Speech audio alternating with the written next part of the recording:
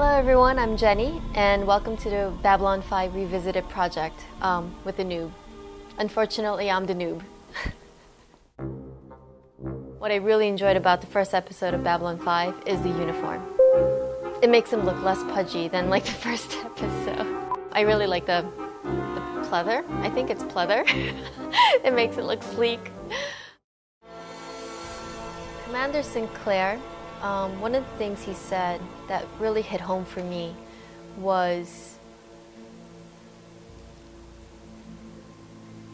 for someone who's also struggling with my own demons, was a line he says to Kovechki. That's not it. Ivanova. Where he says, to truly understand someone, you have to fight them. You have to make them angry. And that's when you know who they really are.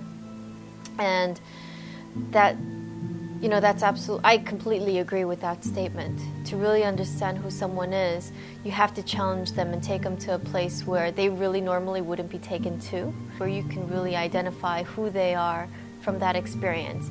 And in this episode, you could really see that unfold with his interaction with Shekar in that garden. And Shekar just pretty much gives into that. He gets so defensive in the statements that Commander Sinclair was making about all the attacks. And that gave away so much about Shekar. By the way, here's my notebook. Here's my Babylon 5 notebook where I'm taking all my notes. And here are my notes so far. I'm trying my best to understand this. It's very complicated for me. And trying to get to understand all these people and trying to remember that Earth and humans are actually us, but just in the future. So it's very confusing. I really had a hard time with understanding the names, remembering the names. That was really hard for me. It was almost like trying to remember like a name from another culture, like a Japanese name or a Korean name or an African name. It was really hard for me. Names are already hard and bad enough for me, but that was pretty bad. I had to keep pausing and asking for clarification or just going back to seeing what they were saying. I thought I didn't care about Shekar so much, but I actually came to understand him quite a bit, and what his cycle of, Dylan calls it a cycle of hate, but he calls it a cycle of justice, that he's just interested in reclaiming everything that once belonged to him and the Narns. And as an ambassador, he just sort of takes on this role of justice. And I found that really interesting because I really could understand that, what it means to be occupied under someone else's rule and how you end up wanting to reclaim everything back that was once yours and redeem yourself and your country and your people for all of that. The Korean culture that was once under Japanese rule, and we still use words that the Japanese have used. And that inherently is part of like how our culture has developed and been influenced. I don't really think that he's acting upon hatred at all, but more about his own pride and the pride of his people and finding a place in that universe. And even though he doesn't seem very likable, for that reason I could really appreciate him. The moment where Commander Sinclair just like put his thrusters on to turn around into like a 180. That was so cool. I really appreciated that. I had to pause that and replay it just to see how that even happened, because I really didn't know how that happened until I saw it in slow motion. One of my favorite scenes in terms of relationship, I mean there were a few in there, but one of them was with this is where I say I have a hard time with names. Garibaldi and Dylan, and he wants to really find someone to share in his second best thing in the universe, Looney Tunes. And how Dylan kind of goes along for the ride, even though she doesn't even know what popcorn is. At the end, between Lieutenant Commander Vonabell was talking to the telepath. She was talking about her mother and how her mother was a telepath, and at the time she had 3 choices, and the mother having kids and wanting a family, chose to be drugged up to inhibit her powers. That speaks a lot of to our present day situation, that we're at a place where we're afraid of things that we don't understand. And what people want to do with what we don't understand is to suppress it and deny it. And in the end, we inherently take the rights of those people who have a right to their own abilities and their own talents. That was really sad for me.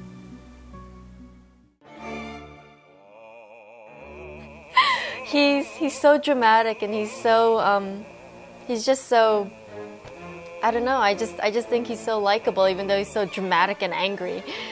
I'm sorry, here, cut my wrist open.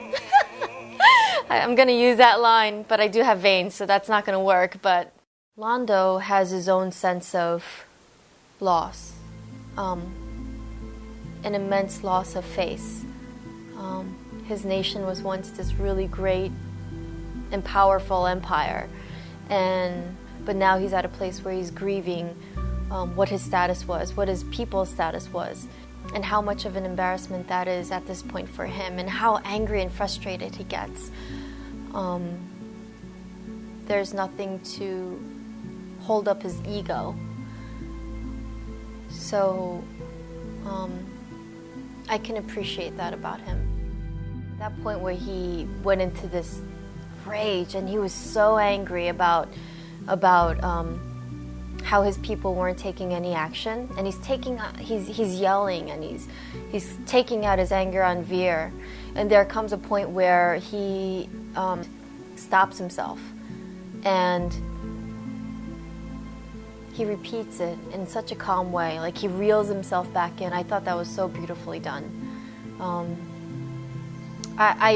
That was a moment where I truly appreciated him and his acting and his character.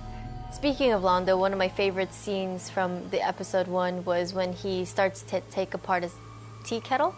Once he takes apart that handle, the first thing I'm thinking to myself is, hello? But anyway, once he starts to put together all these pieces, it was so cool. It was so cool that it turns out to be a gun.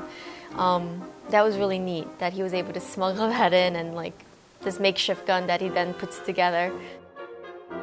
I'm really glad in episode 1, Lieutenant Commander Takahashi isn't there. I like Ivanova better. I like the relationship she has with Commander Sinclair. She doesn't say some stuff like, "Time to get stuffed." Time to get stuffed. What? Get stuffed like a Greek olive? Time to get stuffed like a Greek olive. I couldn't take too much of her. I didn't like her acting at all.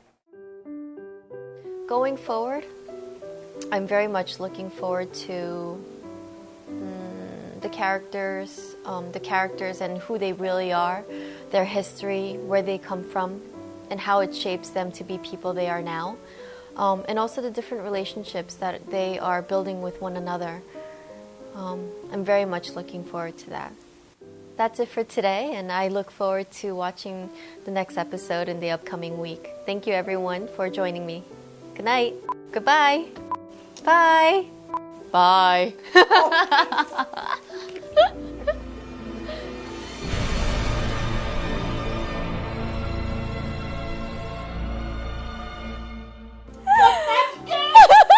Where did you even get that from? What was her name again? Lieutenant Commander Ivanova? Oh yes, that Ivanova. Ivanovich? I have to try to remember these people's names somehow.